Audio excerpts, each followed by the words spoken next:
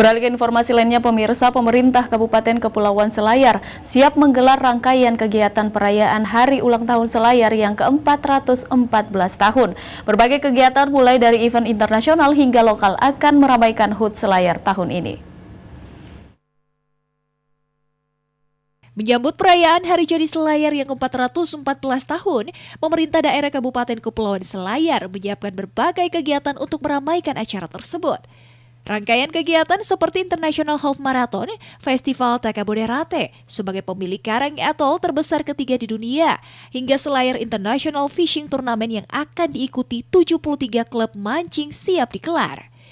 Selain ajang olahraga dan prestasi, berbagai kegiatan tersebut diharapkan bisa mengangkat nama Selayar di mata dunia.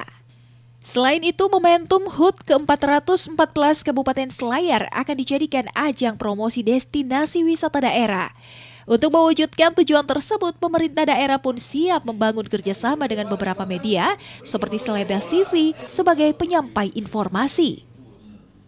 Pemerintah Kabupaten Kepulauan Selayar, dalam hal ini Bapak Bupati Haji Muhammad Basri Ali telah menginstruksikan kepada seluruh jajaran pemerintah untuk melakukan persiapan-persiapan dalam rangka menyambut Hari Jadi Selayar yang ke-414.